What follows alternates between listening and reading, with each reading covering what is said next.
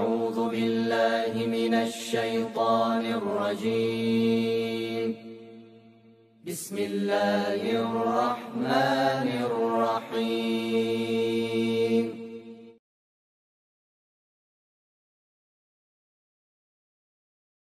আল্লাহ রাব্বুল আলামিনের হুকুমে ফেরেশতারা যখন বিপর্যয় সৃষ্টিকারী জিনদের থেকে জগৎকে মুক্ত করার পর আল্লাহ পাকের দরবার থেকে ঘোষণা এলো, হে ফেরেশতারা, আমি জমিনে আমার খলিফা প্রতিনিধি সৃষ্টি করব।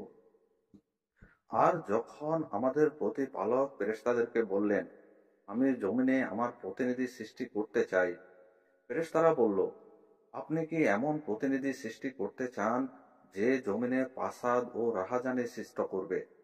আমরাই তো আপনার পবিত্রতা ও প্রশংসা বর্ণনা করি। আল্লাহ বলেন, নিশ্চয়ই আমি যা জানি তোমরা তা জানো না। এরপর জিব্রাইল আলাইসাল্লামের প্রতি আদেশ হলো, জমিনের উপরিভাগ থেকে এক মুষ্টি মাটি নিয়ে আসো। এই নির্দেশ পেয়ে জিব্রাইল আলাইসাল্লাম তৎক্ষণাৎ জমিনে এসে বর্তমানে যে স্থানে কাবা ঘর বিদ্যমান সেখান থেকে এক মুষ্টি মাটি নিতে চাইলেন। জমিন জিব্রাইল আলাইসাল্লামকে আল্লাহর কসম দিয়ে বলল, হে জিব্রাইল, আমার নিকট থেকে মাটি নিও না। এই মাটি থেকে আল্লাহ তার খলিফা ও প্রতিনিধি সৃষ্টি করবেন। সেই প্রতিনিধির সন্তান সন্ততি অত্যন্ত পাপী এবং শাস্তিযোগ্য হবে। আমি অসহায় মাটি, আল্লাহর শাস্তি ভোগ করার শক্তি আমার নেই। এই কথা শুনে হযরত জিব্রাইল আলাইসাল্লাম মাটি না নিয়ে ফিরে যান। এইভাবে মিকাইল এবং ইসরাফিল আলাইসাল্লাম ও মাটি না নিয়ে ফিরে যান। তাই আল্লাহ পাক আজরাইল আলাইসাল্লামকে মাটি আনার নির্দেশ দিয়ে প্রেরণ করেন। এইবারও জমিন পূর্বের ন্যায় আল্লাহর কসম দিয়ে মাটি নিতে নিষেধ করে। তিনি নিষেধ অমান্য করে বললেন, তুমি যার কসম দিচ্ছ আমি তার আদেশে এসেছি, আমি তার আদেশ অমান্য করব না, তোমাকে নিয়েই যাব। অতএব আজরাইল আলাইসাল্লাম হাতে করে জমিন থেকে এক মুষ্টি মাটি নিয়ে ঊর্ধ্ব জগতে চলে যান।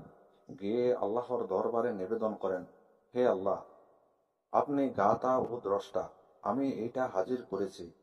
তখন আল্লাহ পাক বললেন, হে আজরাইল, এই মাটি হতে আমি জমিনে আমার এক খলিফা সৃষ্টি করব এবং তার জীবন হরণ কালেও তোমাকেই নিয়োগ করব। হযরত আজরাইল আলাইসাল্লাম এই কথার অপারগতা প্রকাশ করে বললেন, হে আল্লাহ, এই দায়িত্ব যদি আমাকে দেন তবে আপনার বান্দারা আমাকে দুশমন ভাববে এবং গালি দেবে। আল্লাহ পাক বলেন, আজরাইল, আমি সমগ্র সৃষ্টির স্রষ্টা। আমি প্রত্যেক মৃত্যুর এক একটি কারণ সৃষ্টি করব, ফলে প্রত্যেককে সেই কারণের অধীনে মৃত্যুর মুখে পতিত হবে। কাজেই তখন আর তোমাকে দুশমন ভাববে না। আমি কাউকে রোগে, কাউকে আগুনে পুড়ে এবং কাউকে পানিতে নিমজ্জিত করব। অতঃপর আল্লাহর নির্দেশে ফেরেশতারা মাটি তায়েব ও মক্কা শরীফের মাঝখানে রেখে দেন। তখন আল্লাহর রহমতে বৃষ্টি তার উপর বর্ষিত হয়। এতে 2 বছরে সেই মাটি কাদায় পরিণত হয়। 4র্থ বছরে মাটি খননে এবং 6ষ্ঠ বছরে শুকনা মাটিতে রূপান্তরিত হয়। 8ম বছরে হযরত আদম আলাইসাল্লামের আকৃতি সৃষ্টি হয়। তখন একদিন ইবলিস 70,000 ফেরেশতা সাথে নিয়ে আদম আলাইসাল্লামের নিকট এসে দেখে তার দেহপিঞ্জর মাটিতে পড়ে রয়েছে। এই সময় ইবলিস তার প্রতি অসম্মানের দৃষ্টিতে দেখে। অন্য একদিন ফেরেশতারা আজাজিলকে বলেন, এই মাটি হতে আল্লাহর প্রতিনিধি সৃষ্টি হবে। সে বলল, এই কথা সত্য। আল্লাহ তাআলা এই আকৃতিকে আমার অধীন করে দিলে আমি তাকে ধ্বংস করে ফেলব, আর আমাকে তার অধীনস্থ করে দিলে আমি তার অধীনস্থ স্বীকার করব না। হযরত আব্দুল্লাহ ইবনে আব্বাস রাদিয়াল্লাহু তাআলা থেকে বর্ণিত, তিনি বলেন, একদিন অভিশপ্ত ইবলিস হযরত আদম আলাইসাল্লামের দেহ পিঞ্জর ভ্রান্তরে প্রবেশ করে নাভি পর্যন্ত গিয়ে পৌঁছে, কিন্তু আদম আলাইসাল্লামের দেহ পিঞ্জরে ভীষণ উত্তাপের কারণে সে বের হয়ে আসে। এতে আদমের প্রতি আজাজিলের হিংসা, বিদ্বেষ ও শত্রুতা ক্রমান্বয়ে বেড়ে যায় এবং আদম আলাইসাল্লামের দেহ পিঞ্জরের উপর থুতু ফেলে চলে আসে। জিব্রাইল আলাইসাল্লাম আল্লাহর নির্দেশে আদমের দেহ পিঞ্জর থেকে ইবলিসের থুতু নিয়ে তা থেকে কুকুর সৃষ্টি করেন।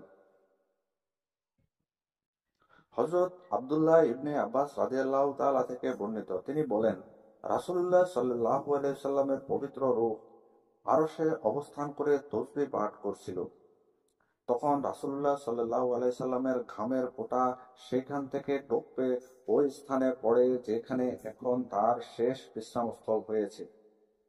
আল্লাহর আদেশে জিবরাইল আলাইহিস সালাম সেখানকার মাটিতে মেশক, আম্বার মিশিয়ে সুগন্ধযুক্ত করে তা আদম আলাইহিস সালামের মুখমণ্ডলে মেখে দেন। এর ফলে আদম আলাইহিস সালামের চেহারায় নূর দ্বিগুণ বৃদ্ধি পায়। এই ঘটনার 40 দিন পর হযরত আদম আলাইহিস সালামের রূহ সৃষ্টি হলে তখন জিবরাইল, মিকাইল ও ইসরাফিল ও আজরাইল আলাইহিস সালামের প্রতি আদমের রূহ দেহ পিঞ্জরে পৌঁছে দেওয়ার আদেশ করা হয়। তাদের প্রত্যেকের সাথে 70,000 ফেরেশতা। আদমের রূহ একটি নূরের পাত্রে করে আরেকটি নূরের ঢাকনা দিয়ে ডেকে এনে আদম আলাইহিস সালামের মস্তকের উপর রেখে ঢাকনা উঠিয়ে ফেলে। কেমন করে আদমের রূহ দেহ পিঞ্জরে প্রবেশ করে তা দেখার জন্য সপ্ত আকাশে ফেরেশতার আগমন হয়। যখন শব্দ হলো, হে রূহ, এই দেহ পিঞ্জরে প্রবেশ করো, তখন আদম আলাইহিস সালামের রূহ দেহ পিঞ্জরের চারিদিকে 7 বার চক্কর দেয়, কিন্তু ভেতরে প্রবেশ করতে না পেরে নিবেদন করে, হে আল্লাহ, আমি নূরের তৈরি, আর এই দেহ পিঞ্জর অন্ধকার আবর্জনাপূর্ণ, কেমন করে আমি এতে প্রবেশ করব? আবার শব্দ হলো, হে আদমের রূহ, অনিচ্ছায় এই দেহে পিঞ্জরে প্রবেশ করো এবং অনিচ্ছায় বের হয়ে এসো। এই নির্দেশ পেয়ে আদমের রূহ রুদ্ধ পথে দেহ পিঞ্জরে প্রবেশ করে আর মস্তিষ্কের চতুর্দিকে ঘুরতে থাকে। যখন আদম আলাইহিস সালাম চোখ খোলেন, তখন তার রূহ মাথা থেকে কণ্ঠনালীতে, কণ্ঠনালী থেকে বক্ষে এবং বক্ষ থেকে নাভি পর্যন্ত পৌঁছে। অর্ধমাক্ত দেহ পিঞ্জর, গোশত, হাড়, অস্থিমজ্জা ও অন্ত্রে রূপান্তরিত হওয়ার ফলে আল্লাহর কুদরতে আদম আলাইহিস সালাম জমিনের উপর হাতে ঠেস দিয়ে উঠতে চান। তখন ফেরেশতারা বলে ওঠেন, এই বান্দা প্রবণ হবে। এখনো তার শরীর অর্ধেক কদমাক্ত, অথচ সে উঠতে চাচ্ছে। এই সম্পর্কে আল্লাহ পাক বলেন, মানুষকে সৃষ্টি করা হয়েছে প্রবণ করে। আদম আলাইহিস সালাম স্বীয় দেহের প্রতি তাকিয়ে দেখলেন আল্লাহ পাক তাকে কি দিয়ে সৃষ্টি করেছেন। এই সময় তার রূহ, জোড়া, রোগসমূহ, গোশত, হাড় ও অন্ত্রিমজ্জা, মোট কথা সমস্ত শরীর বায়ুর ন্যায় ঘুরতে থাকে। তখন আদম আলাইহিস সালামের মস্তককে শুইয়ে দেওয়ার এবং চেহারা বর্ধনের জন্য ফেরেশতাদের পাঠানো হয়। এর অল্পক্ষণ পরে তার হাসি আসে। আল্লাহ তাআলার পক্ষ থেকে আগত ইলহামের শিক্ষা অনুসারে হযরত আদম আলাইহিস সালাম আলহামদুলিল্লাহ বলে ওঠেন। উত্তরে আল্লাহ পাকের তরফ থেকে বলা হয়, ইয়ারহামুকাল্লাহ। তাই কেউ হাসি দিয়ে আলহামদুলিল্লাহ বললে উত্তরে ইয়ারহামুকাল্লাহ বলা মুসলমানদের উপর ওয়াজিব করা হয়েছে।